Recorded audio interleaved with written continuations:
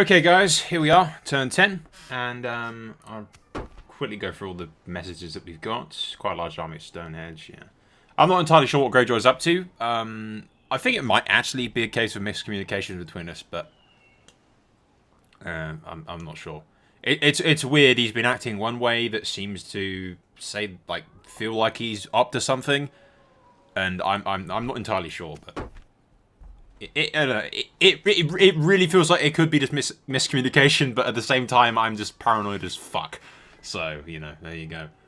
Them. Kevin can move over there with what units he needs. That leaves behind them, and we are building more troops inside of River Run and Waren's Rest and all across the place. Willem and everyone else can move down here. With Davin outside of Oxcross.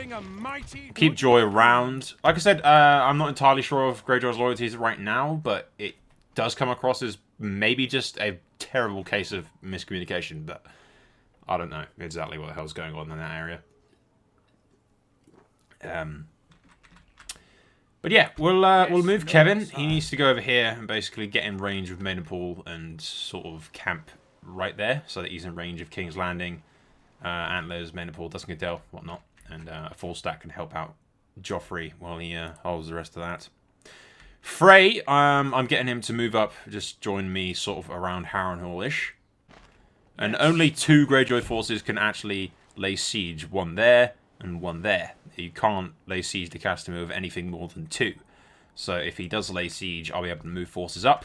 Frey will be able to sally out, and we will outnumber any sieging force.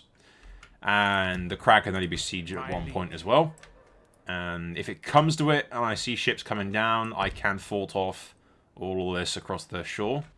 But at the same time, Greyjoy has no money because he's in vast debt, so I won't have to worry about him forting me off or anything.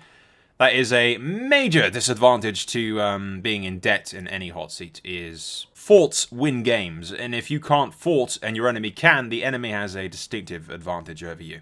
And your shit is rather vulnerable. Okay, here we are. And we're pulling off a little bit of a test, if you will, of Greyjoy's loyalty to see what he does.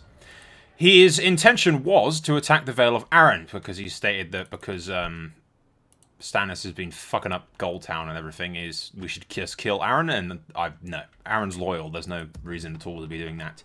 So yes, with Frey having fled down from the Twins, since Greyjoy's taken it, and becoming basically a Horde faction under our control. Wait a minute, I'll show you using my princess. Greyjoy's forces are right here. And as I think I've mentioned in a minute ago, that Greyjoy is basically completely broke. He doesn't have any forts. That's a major advantage for us. He cannot get past us here. And Greyjoy can maybe get about... Your Majesty. He can get about to here with his forces. Around about where I'm pointing now with the cursor. Greyjoy can go from there and back down to there. He can't fort up. He'll be right in the open. If he does move down against my orders, he will find himself within range of Kevan Lannister and Tywin Lannister. And Frey's forces as well. And Arryn's forces, which are also consist of, like, I think he's got some hidden in the trees behind Saltpans or something. And I think Arryn's also going to bring up a fort to lure Greyjoy into attacking him. But basically, if Greyjoy refuses my demands to go north and attack Stark, as he's supposed to be doing, and he instead decides to go south and continue to attack Arryn, Greyjoy's dead. Dependent on what Greyjoy does, either he'll go north, and I'm inclined to believe that our little miscommunication was just a miscommunication, and he is actually loyal. If he goes south, then he's an idiot and is walking into a trap and will be killed, and we know where his loyalties lay. But we'll see what happens in that regard. I have moved up Walder. Since Tywin and Kevin are over here, they aren't in range of Riverrun to defend it if it gets sieged. They are in range of this fort, though, so they can defend that if that gets attacked.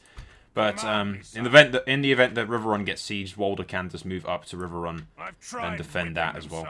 Since it's on a crossing, only one army can lay siege to Riverrun from the north, which makes it basically secure. Kind of leaves Castamere a bit undefended, but he'd still need 2 full stacks to take Castamere, and I'm pretty sure the bulk, if not all, of Greyjoy's forces are with Balon and Vic, so We don't have much to worry about. Casterly Rock is still badass. I'm still recruiting shit and recruiting ships in Lannisport as well.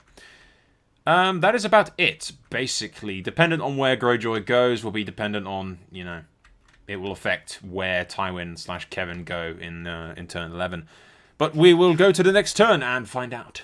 And either we'll have Greyjoy as a friend or enemy, and at least we will know either way.